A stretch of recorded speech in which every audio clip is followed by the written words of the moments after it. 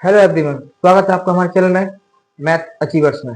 और हम स्वागत करते हैं आप सभी का, जो भी हमारे साथ जितने भी प्यारे स्टूडेंट जुड़े हैं।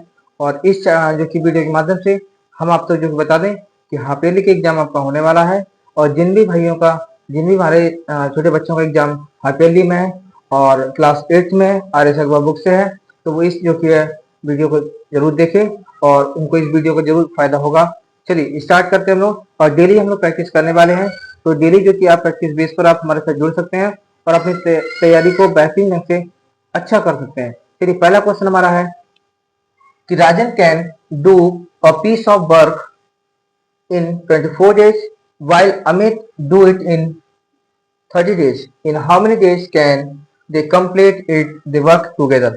इसका मतलब यह हुआ कि जो राजन है किसी भी वर्क को 24 डेज में कंप्लीट करता है, एंड जो हमारा अमित है उस वर्क को 30 डे में कंप्लीट करता है।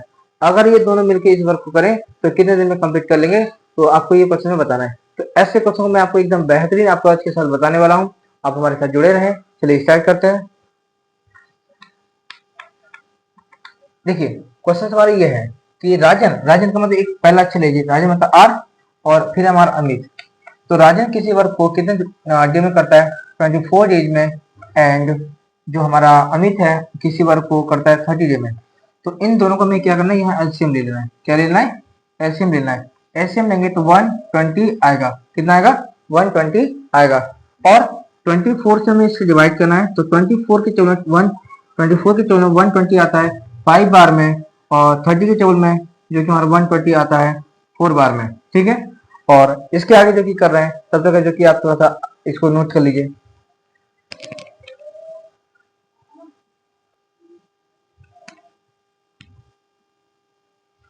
तो इस प्रकार से जब हम इसमें एलसीएम लेंगे 24 का और 30 का, तो 120 आता है। उसके बाद 24 से हमें डिवाइड करना है, तो इसकी इफिशियंसी 5 आ गई, और 30 से डिवाइड किया तो इसकी इफिशियंसी कितनी आ गई? 4 आ गई। यानी जो राजन है वो एक दिन में 5 वर्क करता है, तो 24 वर्क कितने डे में करेगा? यानी 1 डे में 5 वर्क, तो 24 डे में कितना वर्क करेगा? 120 करेगा।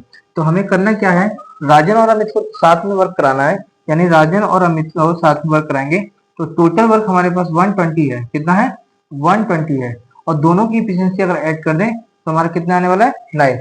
अगर हम 3 से इसको डिवाइड करें तो 3 4 जा 3 3 जा, यानी इसका आंसर आएगा 13 अपॉन 1/3 डेज। यानी कह सकते हैं, क्या कर सकते हैं, दे कैन डू, लिखिए आंसर, आप आंसर लिख सकते हैं, they can do, they can do the work together, the work together together 13 whole 1/3 days। Clear है? यानी फिर से मैं आपको समझा देता हूँ कि राजन किसी वर्क को 24 डेज में कंप्लीट कर रहा था, वही अमित हमारा जो कि है 30 डे में कंप्लीट कर रहा था। दोनों को एक साथ क्या करना है, हमें वर्क कराना है। तो हमारा काम कितना जल्दी होगा। तो जो कि अलग अलग कर रहे थे, 24 डेज में कर रहा था राजन और अमित हमारा 30 डे में कर रहा था, लेकिन जब हम दोनों को एक साथ वर्क कराते हैं तो दोनों की ये जो हमारी इफिशियंसी है, क्या है? इफिशियंसी है। यानी दोनों की क्षमता कितनी हो गई? एक दिन में वो 9 वर्क करेंगे, यानी एक दिन में वो 9 काम कर देंगे। तो हमें कितना काम कराना है? 120 वर्क कराना है। इसका मतलब हुआ 13 होल 1/3 डेज में दोनों एक साथ काम कर लेंगे। आगे बढ़ते हैं हम अपने वीडियो में।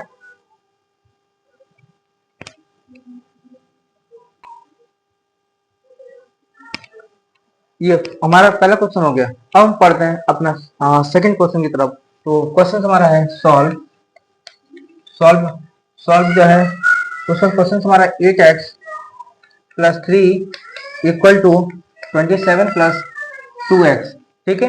यानी हमें यहाँ से इसको सॉल्व करना है, यानी x वैल्यू फाइंड करनी है। तो हम x वैल्यू कैसे फाइंड करते हैं, तो देखिए आप सबसे पहले यहाँ पे 8x है। ठीक है। तो आपको क्या करना है, 8x को ऐसे ही लिख देना है।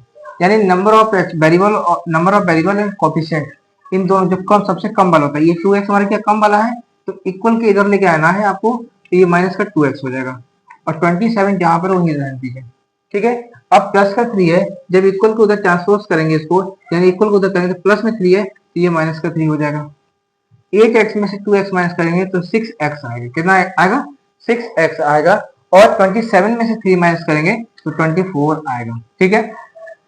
वेरिएबल और ये हमारा वेरिएबल है, ये हमारा जो कि कांस्टेंट है। जब वेरिएबल और कांस्टेंट के बीच में कोई भी सिंबल ना होता है तो मल्टीप्लाई का होता है। तो ये मल्टीप्लाई है तो इधर जाएगा तो डिवाइड हो जाएगा। x इक्वल टू हो जाएगा 24/6। x इक्वल टू 6 के टेबल में 24 आता है 4 बार में, यही क्या होगा इसका करेक्ट आंसर होगा। आई होप कि आपको ये क्वेश्चन समझ में आया होगा। चलिए इसी प्रकार का हम एक क्वेश्चन और करते हैं। अगला क्वेश्चन से ये हमारा पहला क्वेश्चन हो गया। दूसरा क्वेश्चन है हमें उसे भी क्या करना है, उसे भी हमें सॉल्व ही करना है। ठीक है, क्वेश्चन हमारा 5x plus 7 equal to 2x minus का 8। अब देखिए इसे हम कैसे सॉल्व करेंगे।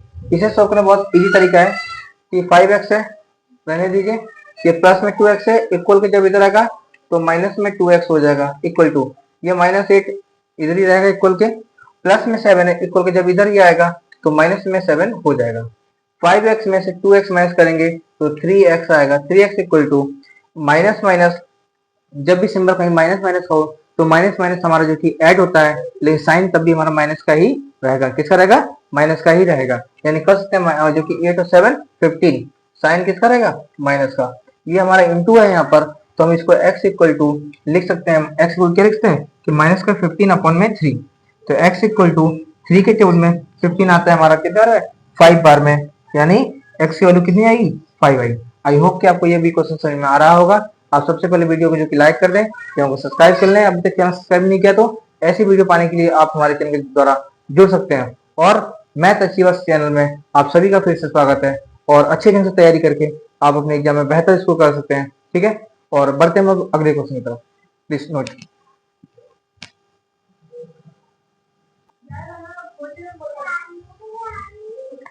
अगला क्वेश्चन हमारा है, चलिए हम क्वेश्चन नोट करते हैं और इसका आप आंसर देने की कोशिश करेंगे कि टू नंबर्स, क्वेश्चन हमारा 4th नंबर क्वेश्चन है। To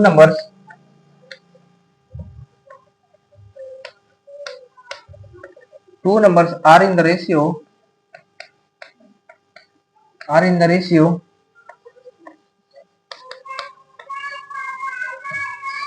8:3 if the sum of the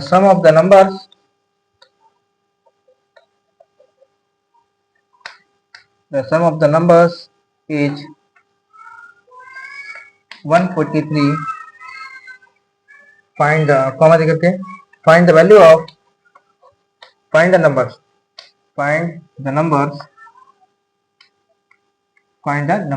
चलिए देखिए क्या लिखा है कि two numbers are in the ratio 8:7, यानी दो नंबर्स हैं जो कि रेशियो में कैसे हैं 8:7 रेशियो 8:3 में है।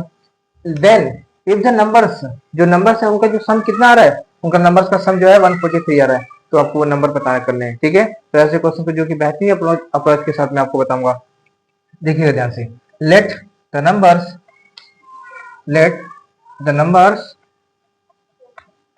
बी, जो रेशियो में उसमें एक वेरिएबल जोड़ देंगे, यानी 8k and 3k, 8k and 3k।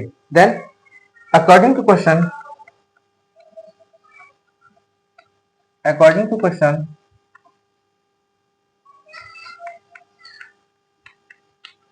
According क्या है, सम मतलब क्या, जो रेशियो है, तो रेशियो कितना 8k plus 3k equal to 143, यानी 8k और ये 11k हो जाएगा 143, k इक्वल टू हो जाएगा हमारा, इधर लिख देते हैं k इक्वल टू, यहाँ लिख देते हैं k इक्वल टू हो जाएगा हमारा 143/11, 11 से कट करेंगे तो 11 बन जाए 11, 3 बचा तो 11 3 जा 13, यानी k की वैल्यू कितनी आ गई 13 आ गई।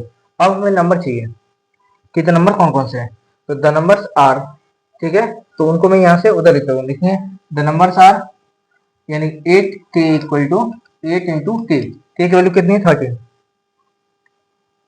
तो मल्टीप्लाई कर लेंगे 8 3 जा 24, 4 2 बचा, 8 बन जाए 8 और 2 10, यानी पहला नंबर कौन सा है 104 है। दूसरा नंबर क्या हमारा 3k, ठीक है, 3 इंटू k की वैल्यू कितनी 13, इनका मल्टीप्लाई करेंगे तो 39 आएगा, कितना आएगा 39 आने वाला है। ठीक है, तो वो हमारे नंबर्स कौन से हो गए, देखिए द नंबर्स आर 104 एंड 39। ठीक है, ऐसे ही जो कि क्वेश्चन पाने के लिए आप हमारे चैनल के साथ जुड़े रहें और अपनी बेहतरीन तैयारी के लिए और अपने माता पिता का जो कि है सपना साकार करने के लिए आप हमारे चैनल के साथ जुड़ सकते हैं और स्कूल में जो कि बेहतरीन नंबर ला करके आप अपने माता पिता को सम्मान दिला सकते हैं। Thank you.